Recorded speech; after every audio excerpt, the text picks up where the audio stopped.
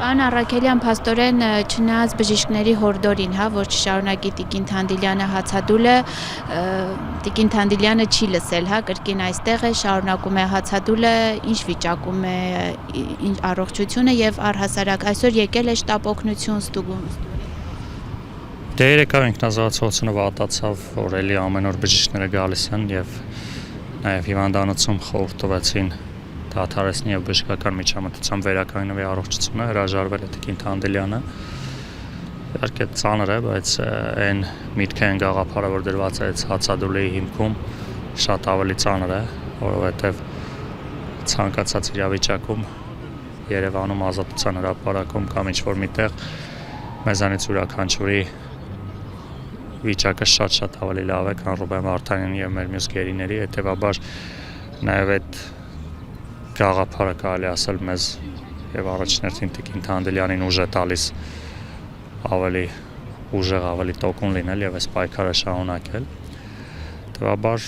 հուսով ենք նաեւ Ռուբեն Վարդյանը հացադուլը կդադարեցնի եւ պայքարի ավելի ուրիշ ուղի կլինի, բայց նաեւ արձանագրենք, որ այս վերջի մեկ շաբաթվա ընթացքում սկսած պարոն Վարդյանի հացադուլից հետո այդ իրադարձությունները, ակցիաներ, Մանե Թանդիլյանի հացադուլը, նաեւ որոշակի այլ միջոցառումներ,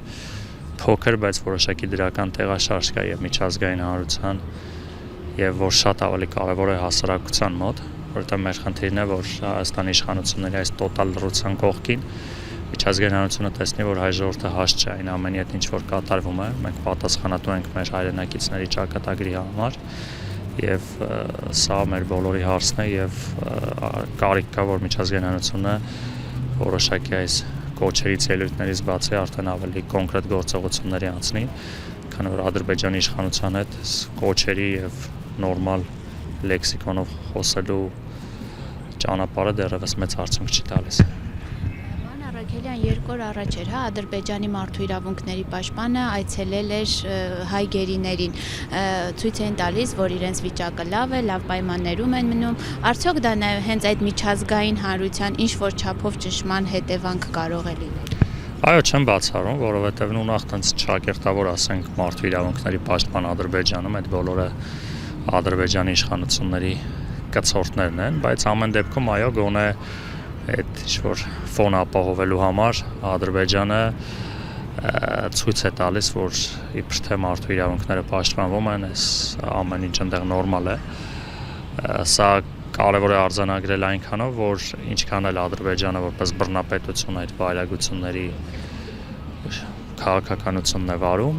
ամեն դեպքում իր միջազգային հեղինակության մասով որոշակի մտահոգություններ ունի եւ գոնե միջազգային հանրության մոտ փորձում է ցույց տալ իր այսպես կոչված բարի եւ արդար դեմքը, հետեւաբար այո միջազգային լայն ճնշման արդյունքում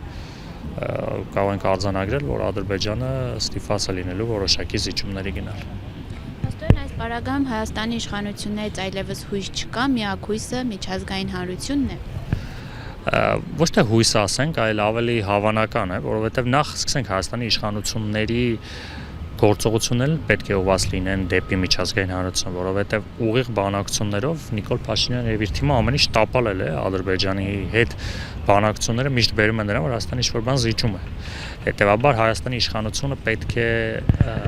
գերիների հարցը համարի մեր արտաքին քաղաքականության գլխավոր օրակարգերից մեկը եւ այդ ուղղությամբ աշխատի միջազգային հանրության հետ։ Այսինքն միջազգային ացաններում բոլոր միջազգային կոնվենցիաների ներքո այս հարցը բարձրացնի եւ փորձի ստանալ միջազգային հանրության աջակցություն, այսինքն ոչ թե միայն ոչ թե զուգահեռ Հայաստանը առանձին զբաղվում միջազգային հանրությունը առանձին ումից ինչ հույս ունենք, այլ Հայաստանը, որովհետեւ միջազգային հանրության համար մեկ այլ բան է հասարակության ինչ որ խմբերի կոչը, ու հանդիպումները եւ այլն, մեկ այլ բան է, երբ որ դա պաշտոնական Երևանն է անում, հետեւաբար երբ որ Հայաստանի նորմալ իշխանությունը սկսի այդ հարցը բարձրացնել քննարկի բոլորի հետ, դա վստահ եմ շատ ավելի մեծ արդյունք կարա տա, քան հասարակության այս գործողությունները, բայց այո ականատես ենք լինում, բայց ամեն դեպքում էլ փաստենք, որ վերջին օրերին արդեն նաև Նիկոլ Փաշինյանը եւ իր թիմն է որոշակի մեղայականով են սկսել հանդես գալ հանրության առջև, որ դե մենք զբաղվում ենք, բայց սա նույնիսկ կրկնեմ, որ եթե նույնիսկ փաստենք, որ այո իրենք զբաղվում են, հավատանք իրենց այդ զբաղվելու, հաշվի առնելով, որ սա հենց Հայաստանի իշխանությունների պարտականությունն է, պետք է փաստենք, որ իրենք իրենց պարտականությունը չեն կատարում, որովհետև զբաղվում են, բայց արդյունք չկա։